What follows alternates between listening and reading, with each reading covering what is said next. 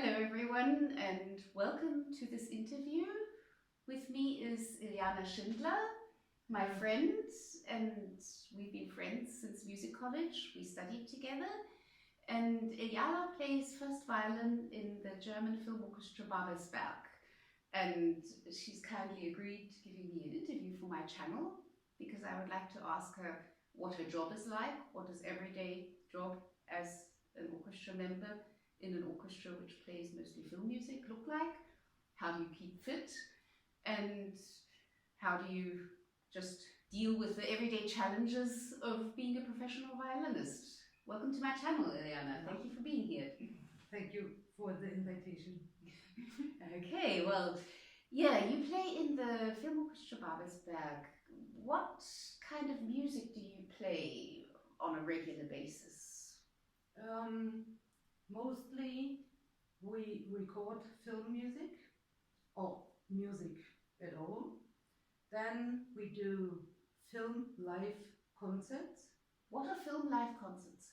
Film live concerts are when you watch a film on a screen, but the music, what actually comes from the film or from the sound machine, is live played by the orchestra. By you guys? By us, yes. Wow. Isn't that sometimes very difficult when the pieces are very difficult? Yes, it is really difficult, and because the notes and the music is mostly really complicated, and this music is not written for. It's not a concert music. It's not like a Beethoven symphony. Yes. It's a music what actually you record, and when you record, you have more time.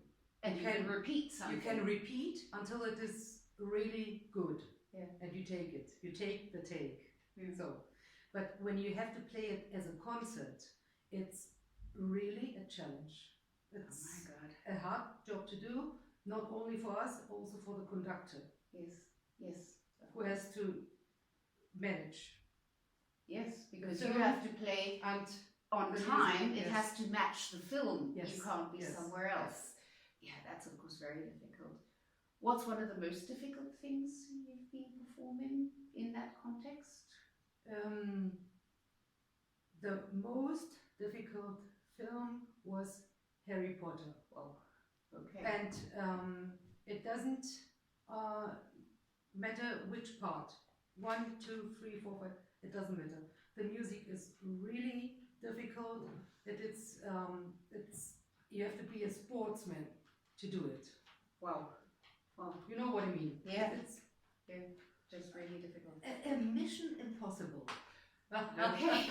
You know what I mean. Yeah. When you play, there's a big difference between Chaplin films, films by Charles Chaplin, because it's a absolutely difficult kind of music, and the scores written by John Williams. Okay. Do you know that Anne-Sophie Mutter, John Williams wrote a piece, or is it a concert? I don't know exactly, for her.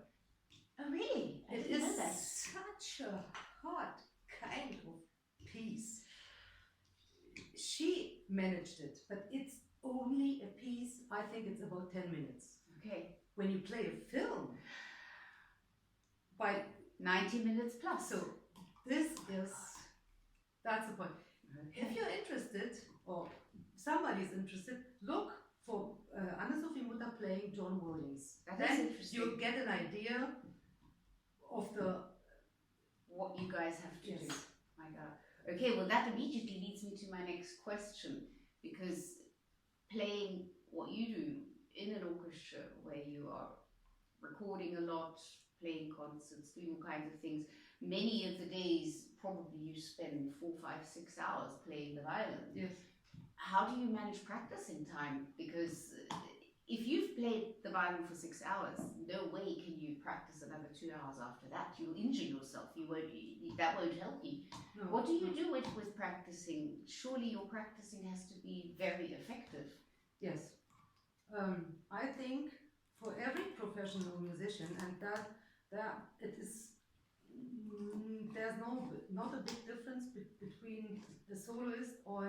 orchestra musician, you never have enough time to prepare or to practice or to keep yourself fit.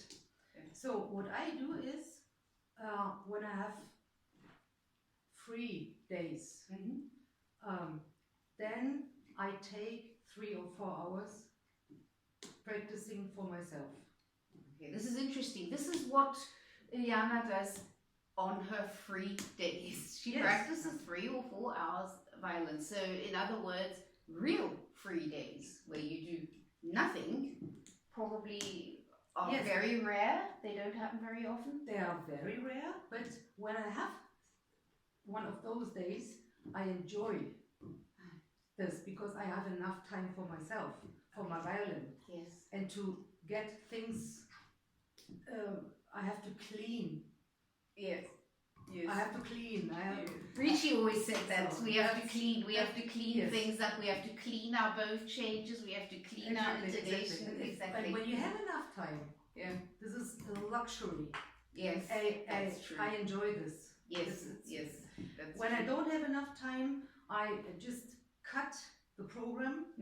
I do a lot of only dry technical studies. Yeah. You know, what is Tonleiter? Scales. Scales, thank you. Scales, some Gavinier etudes. Yeah, those are hard, the Gavinier etudes. But really helpful. Really helpful. Really good. Especially for what you do, because for everybody out there, if you play first violin in an orchestra, you're playing in the high positions on the E string a lot. Yeah. So much that you are probably a lot more at home in the very high positions than I am, because you just do it so much. The Gavinier etudes are, of course, very, very helpful for that, because you're in these high positions going over the strings. I always found them terribly difficult, but I can see why they're helpful for you. What else do you do when you to keep fit? What's always in your program? What do you try never to leave out? I'm not only trying to leave out, what I never leave out is are some exercises which I took off the book from Ricci, you know. Which of his books? The first one? Or no, the second one. Glissando, Ricci on Glissando. Ricci on Glissando. Yes. Because this is more, it's the better one. Yeah. Between the both books. And once I had 3 days, and I studied all his what he recommends. And from all these things, I took out a few exercises for me. Which ones are they? The first one is, what he says is, keep your hands or your fingers spread and flat, which is really good to know, because on the violin, you know, you have to be, you go up and down, you go parallel. Yeah. What is parallel? Parallel. And you have to try to play a lot of things in one position. Yes. Because then you're faster. Yes. Yes. And you're also safer. And you're safer. So that's why I do 2 of his exercises for stretching. The small one with half tones, and the big one when you go from an octave until an octave plus a quinte. Fifth. Octave plus fifth. Wow. And back. Yeah. So this is. Yeah, so you're constantly expanding the hand and contracting, really expanding, and contracting. Exactly. Then I tried to. I started to practice 4th and 5th. What I never did during my in your studies. In my studies. I know nobody practices 4ths and 5ths. They are so important. I didn't want it. I hate practicing 5ths. And nobody told me that it's so important for the intonation and just to be really safe. Yes. In every position. I find 4ths particularly interesting for the hand position, and 5ths because you become so precise, because yes, and you are on 2 strings. Yes. And you are sure, and what you do on both strings. Yes. So then the third thing is that he recommends to do a scale without shiftings. Yes. Yes. And I do it every time I change the key. Yeah. Yes. So you just do it starting from a different note every time. Yes. So you're really flexible on the fingerboard. That's what you need. Yes. Yeah. So okay. I might want to mention on the side that very often a normal job day for you is going into the recording studio and recording film music. And you mentioned once that you don't always get the music to practice it before the recording. Yes. So that means you actually go to work and you see what you're supposed to play only a few minutes before the recording starts. I have to tell you, this is exactly what my nightmares look like. That I have to play or record something which I've never seen before. How do you do that? It's insane. No. The point is that you get used to sight reading. Okay. It's just a question of routine practice. Of practicing and to get used to. Okay. It's just a sight reading. Yeah. Mostly we have the notes before, but sometimes even if I have the notes, but I don't have the time to practice it, I just can have a look on it, and that's it. You have to play it in the studios. But sometimes when the notes come too late, maybe the notes are there 9:30 and the recording starts at 10. So that's the point. But it's a recording. It's not like your nightmare to be on stage and to play something completely unknown. Yeah. We can repeat. Yes, that's true. You can repeat. So that's why it's not so difficult. Yeah. But still something which I am completely. You get used to. You get used to. Once I'll take you. Oh my God. to play with us. I am world's worst sight reader. I'm not so sure. No, I'm not so oh my God. Well, see, certainly you guys will have something to laugh about. Okay. What else do you do when you have more time to practice? What do you concentrate on when you practice? What's important for you? I always start with my right hand. Because like our teacher, Werner Scholz said, it's like only in Germany, like in traffic, right comes first. That's typical German. So because of you have to produce a sound. Yes. Before you train your left hand, train the right hand. Yeah. Sound comes first. Sound comes first. And I really appreciate the 40 variations by Ševčík, and I always change. I never do the same. Okay.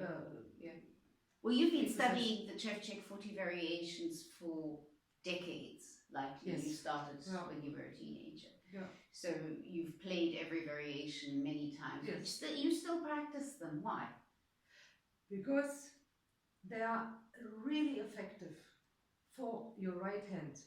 First, they are short. Second, you can practice everything you need. Is it the angle of your arm? Is it the angle of your hand? Is it this move you need? Some of the exercises are written in triplets, triplets, spiccato, triplets.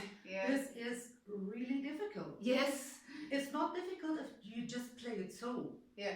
But I noticed that when you record, and every tone, every scratch, because nowadays the microphones are really sensitive. Yes. It's a big difference between maybe 30, 40 or 50 years ago. These microphones has nothing to do with it. No, these microphones pick up everything. Yes. They pick up everything we don't want them to pick up. Yes. Yeah. So you get so flexible, and you keep flexible because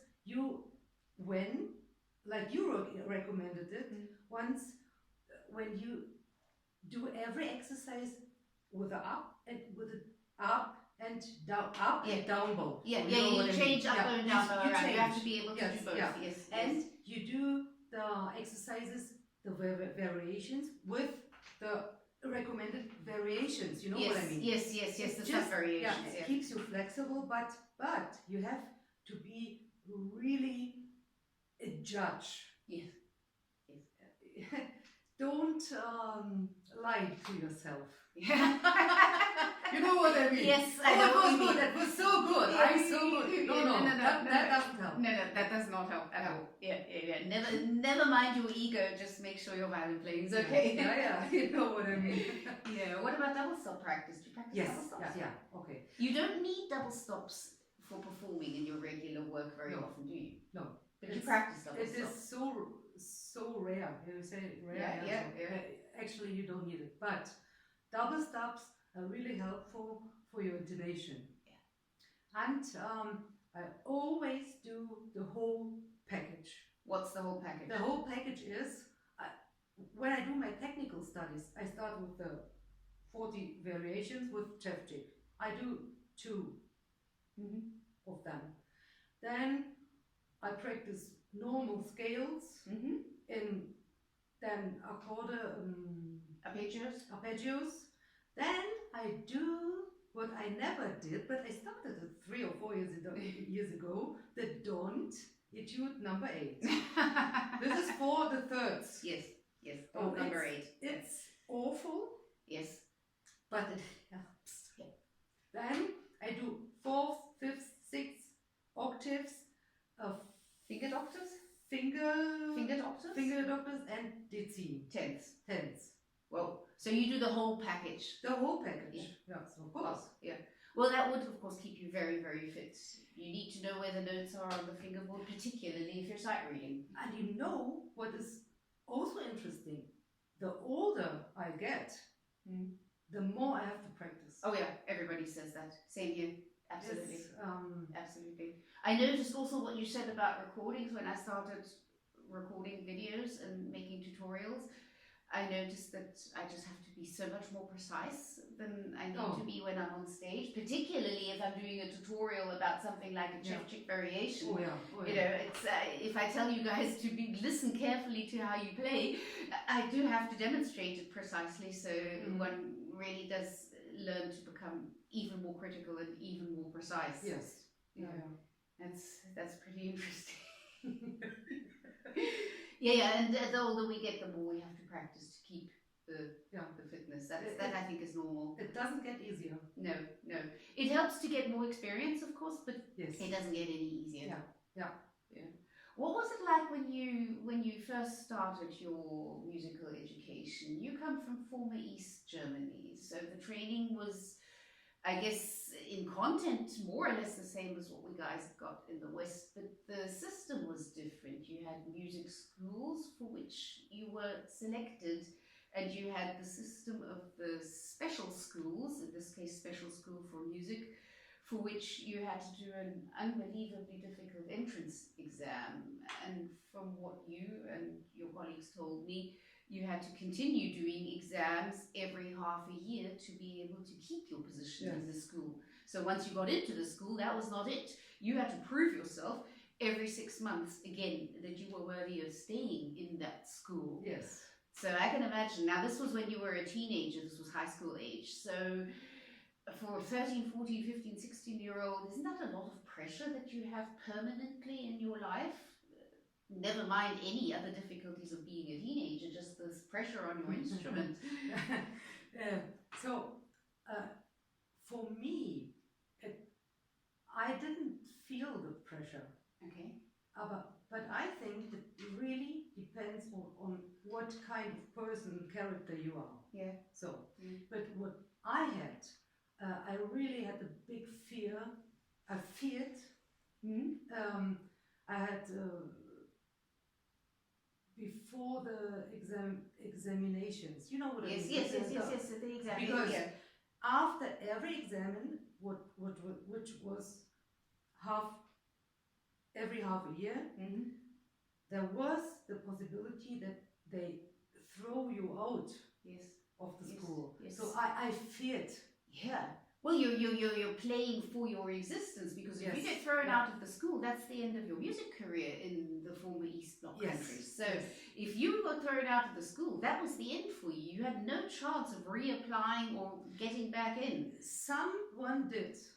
And one person, yeah. Someone did. They could continue. But that they never continued. happened. Yeah. It was not so often. Not so often. But that was my problem. The fear. Yeah.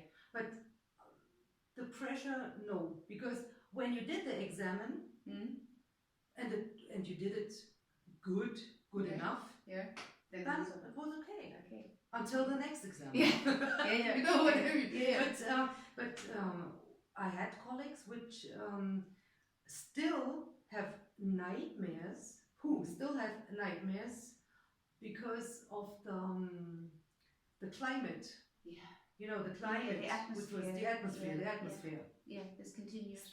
They still have nightmares. Okay. And this was 35 years ago. Okay. So, yeah, that's really something else. Yeah.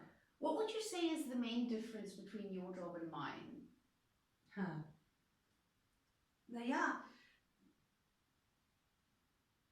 The first thing, what I said a few minutes ago, is this sight reading thing.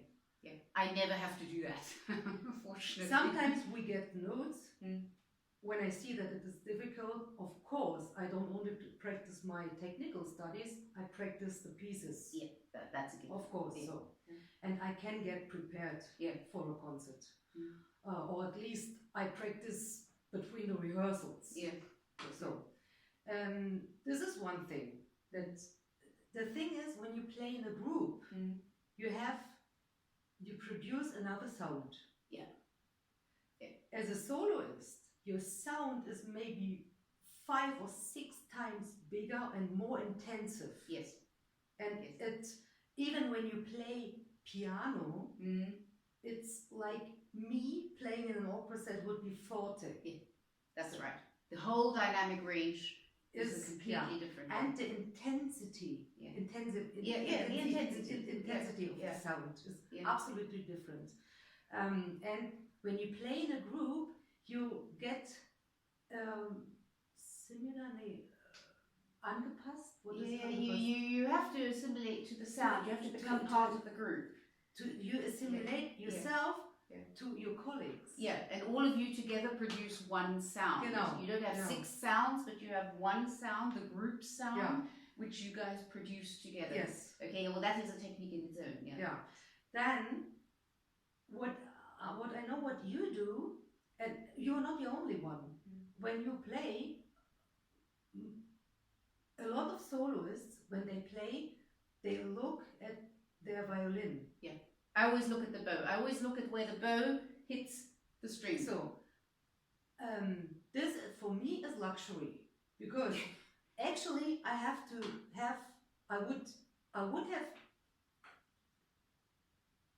started again.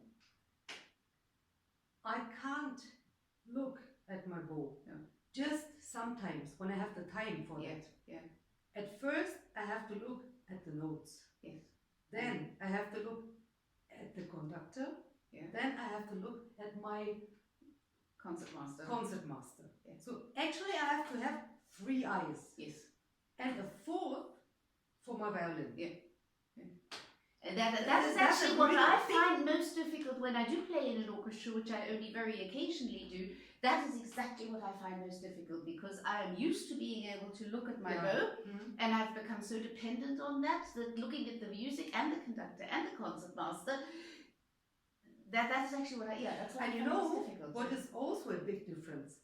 You can decide by yourself which bowing you make. Yes, I choose my bowings. You are choosing your bowing. Yeah. So who chooses your bowing? So in my case, or in everybody's case who is an orchestra player, the concertmaster, you depend on the bowing of the concertmaster. Yep. So you sometimes have to do a bowing which is totally uncomfortable for you, which you would never choose. Yes, of but course. you have to do it, and you have to do it precisely. Yeah, and it has to function. Oh yeah, my God. and it has to sound. Yeah. So that's why you have to be really flexible with your bowing. Yeah, that makes sense. It's a big difference. And another difference is that sometimes when you play orchestra pieces, you use another fingering, of course. Yes. You have to memorize your fingerings. You can't write them into the music, can you? Some colleagues do and write it down, but actually, if you want to be a good colleague, you don't write your fingering on the notes, because every hand is different, and you come out of the rhythm when you see another fingering like you use it. Yeah, you see somebody else's fingering, and that throws you. Yes. So, absolutely. Yeah. So I try to remember the basis, and I try to remember how I did it. Sometimes I change it during the playing, but holy wow. No, that's so you are not the boss. No, you are the boss as a soloist. Well, for me, this is unbelievably difficult. What do you do to motivate yourself? I mean, I'm sure that you have days where you don't feel like practicing, or where your self-esteem is low, you feel that you're not a good violinist, or you just feel, why the hell am I doing all of this anyway? What do you do there? I don't remember when I had this problem the last time, because and I think there is a match between a soloist or a tutti player, because you always have a deadline. Yeah. So this deadline is the motivation, because I have to practice this. If I want to play it good, so it's my thing to practice it. Yeah, absolutely. I would say 80% of my practicing motivation is plain fear. Yeah, that's absolutely right. Yeah. But sometimes when I'm not in the mood for practicing, I think about something nice to do. So what can I do when I finish my practicing? So just something which you enjoy. Something nice. A reward. So or do you sometimes vary your practicing if you really can't feel like it? If you really feel like I don't feel like doing this again? So, maybe I have a plan for the day to practice first, second, third, and so on. And when I start and I don't feel so comfortable or a little bit depressed or something, I change my program. I just go look at what notes I have. This is really bad English, so okay. I just think about playing maybe the Beethoven concerto, just for fun.